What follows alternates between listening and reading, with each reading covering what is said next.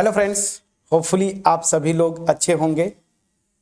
So last video में जहां पे हमने फिनिश किया था आइलर थ्योरम का एप्लीकेशन पे, जब आपसे पूछे ना कि लास्ट 2 डिजिट्स निकालिए तो पहले कॉन्सेप्ट समझिएगा। जैसे मैं बोलता हूं 256, मैं बोलूं इसमें लास्ट 2 डिजिट बताओ तो क्या बताते हैं आप? 56। तो ये कैसे करते हैं? 100 से डिवाइड कर दीजिए, 2 टाइम्स गया 200, रिमाइंडर जो आएगा यही लास्ट 2 डिजिट होता है। सिंपल सा कॉन्सेप्ट समझिए। यूनिट डिजिट पूछे 10 से डिवाइड करिए जो रिमाइंडर आएगा। लास्ट 2 डिजिट पूछे 100 से डिवाइड करिए जो रिमाइंडर आएगा। लास्ट 3 डिजिट पूछे तो आप 1000 से डिवाइड कर दीजिए उस नंबर को जो रिमाइंडर आएगा। तो ये कॉन्सेप्ट है। तो सीधी सी बात है कि अगर लास्ट 2 डिजिट आपको डिजिट निकालना है किसी नंबर का तो आप क्या करेंगे? सिंपली आप टेक मॉडुलो 100। अगर आपसे पूछे लास्ट 3 डिजिट तो आप क्या करेंगे? मॉडुलो 1000। आपसे पूछे लास्ट 4 डिजिट तो इस तरह से बढ़ाते जाएंगे। मैं समझा पाया कि नहीं? तो लास्ट 2 डिजिट में क्या करेंगे? मॉडुलो 100 आपको लेना है। सिंपल सी बात है, लॉजिक आपको पहले बता चुका हूं। मैं डायरेक्ट एग्जांपल लेता हूं और यहां से मैं सीधे एग्जांपल को सॉल्व करूंगा। तो अगर आपसे कोई बोलता है, जैसे फॉर एक एग्जांपल मैं लेता हूं, फाइंड लास्ट 2 डिजिट्स ऑफ 7 के पावर 81। आपसे ये क्वेश्चन कोई बोल दिया कि निकालो, क्या करेंगे? सोल्यूशन। जब भी मान लीजिए आपके एग्जाम में आ जाता है, हालांकि अगर मैं सही हूं तो ये भी बहुत पहले का नीट का क्वेश्चन है। तो आपको करना क्या है? We have to take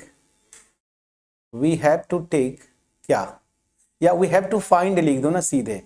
we have to find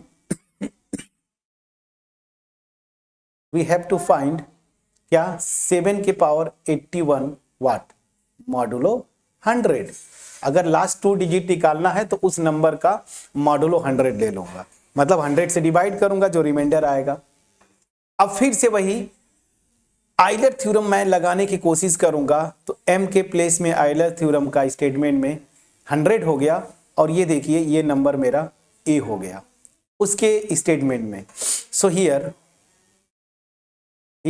as GCD of 7 and 100, this is 1.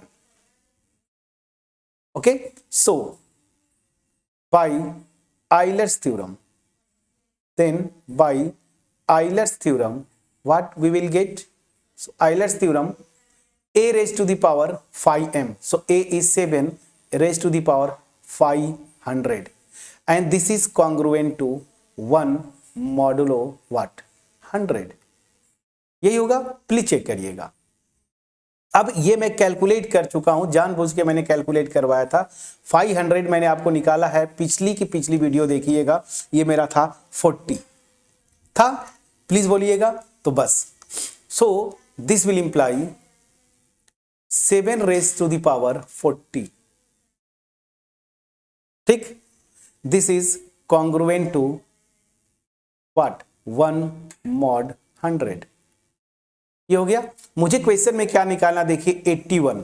तो अभी जस्ट पिछली वीडियो में मैंने बताया था कि a is congruent to b। अगर मॉड n है तो कॉन्ग्रुएंट रिलेशन की प्रॉपर्टी थी कि किसी भी नंबर c या k से आप मल्टीप्लाई कर दीजिए दोनों साइड, ठीक है ना। This will be again modulo n, ये कॉन्ग्रुएंट होगा मॉडुलो n। और दूसरा यहाँ पे जो प्रॉपर्टी यूज करेंगे कि अगर a is congruent to b mod n है तो a के power m will be congruent to b के power m mod what n। ये दोनों प्रॉपर्टी यहां पे यूज करेंगे। हालांकि यहां पे क्या यूज करना है देखिए, मुझे 80 लाना है ना पावर, तो मैं क्या करूंगा? स्क्वायर कर दूंगा। सो 40 ना, और के पावर ये square, this will be 1 square modulo 100। Please check करिएगा। तो ये मेरा हो जाएगा 7 के power 80, this will be congruent to 1 mod 100। ये हो गया। मेरा क्या चाहिए? 7 के पावर 81 चाहिए। तो अब ये प्रॉपर्टी लगा देंगे। 7 के पावर 81 कब आएगा? दोनों साइड से 7 से मल्टीप्लाई कर दीजिए। So this will be congruent to mod 100। So इसका मतलब क्या हो गया?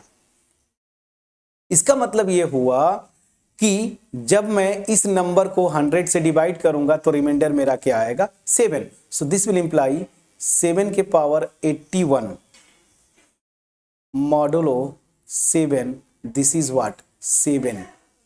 अब इसका मतलब क्या, जब मैं इसको डिवाइड करूंगा 7 से तो रिमाइंडर 7 आ रहा है, और रिमाइंडर 7 को ऐसे आप लिख सकते हैं ना 0 × 7। जब लास्ट 2 डिजिट पूछे तो आप क्या करेंगे 0 लगा देते हैं आगे 0 7। मैं बोलता हूं ना 7 तो इसको ऐसे लिख सकते हैं 0 7, ऑब्वियस ही बात है।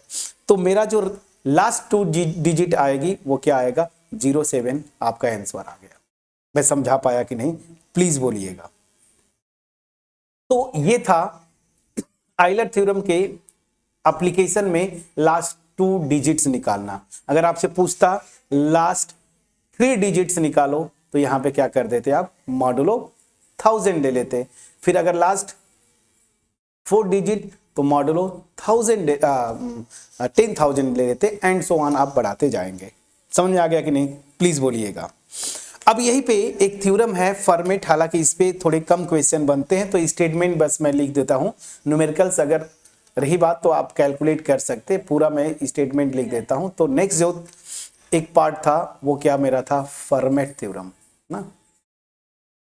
फॉर्मेट थ्योरम ये बेसिकली आइलर जो थ्योरम है ना इसी का स्पेशल केस हो जाता है।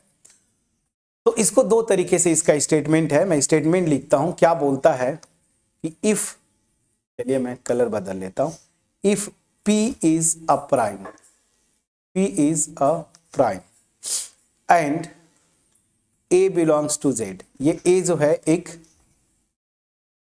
इंटीजर मैंने लिया। So then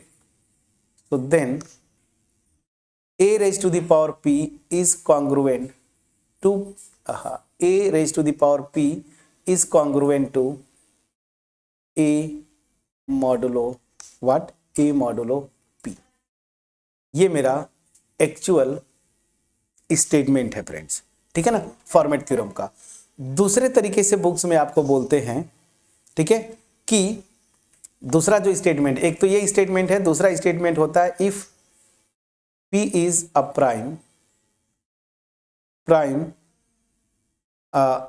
prime and A जो है कोई एक इंटीजर है such that P does not divides A, then A raised to the power P minus 1, this is congruent to 1 mod P। ये आपका स्टेटमेंट है।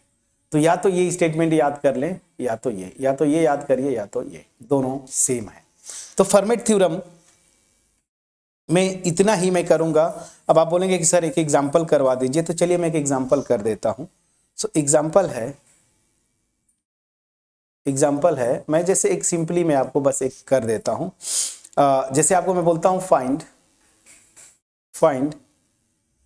13 raised to the power 100 modulo for example 11 for example, ठीक। सो आपसे जैसे ये पूछे या इस पे मैं, ठीक है मैं इसको रहने देता हूं। फॉर्मेट थ्योरम पे थोड़े कम क्वेश्चन आते हैं, ठीक है। ये स्टेटमेंट बस मैंने लिख के आपको छोड़ दिया। अगर फॉर्मेट थ्योरम पे कोई एग्जांपल मिल जाए उसको आप कर लीजिएगा, मैं ज़्यादा कंफ्यूज नहीं करूंगा। मैं ये नहीं बोलता कि ये इंपॉर्टेंट नहीं है, बट ठीक है इसका स्टेटमेंट देख लीजिएगा। अगर न्यूमेरिकल की जरूरत पड़ेगी तो मैं कर दूंगा, ठीक है।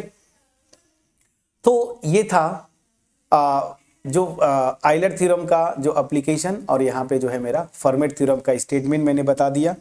सो नेक्स्ट वीडियो में हम लोग अब स्टार्ट करेंगे नॉर्मल सब ग्रुप्स। डिटेल में हमने किया बिल्कुल एनईपी का सिलेबस फॉलो करते हुए नॉर्मल सब ग्रुप्स, और उसके आगे फिर जब नॉर्मल सब ग्रुप्स कवर कर लेंगे तो फिर होमोमॉर्फिज्म, ग्रुप होमोमॉर्फिज्म, आइसोमॉर्फिज्म यहाँ तक करेंगे, ठीक है फ्रेंड्स। चलिए, तो होपफुली मेरा एफर्ट आपके पास पहुँच पाया होगा इस वीडियो में। अगर पहुँच पाया है वीडियो को लाइक करिएगा, फ्रेंड्स के साथ शेयर करिएगा। चैनल पे नए हैं चैनल को जरूर सब्सक्राइब करिएगा। So thank you for watching my videos.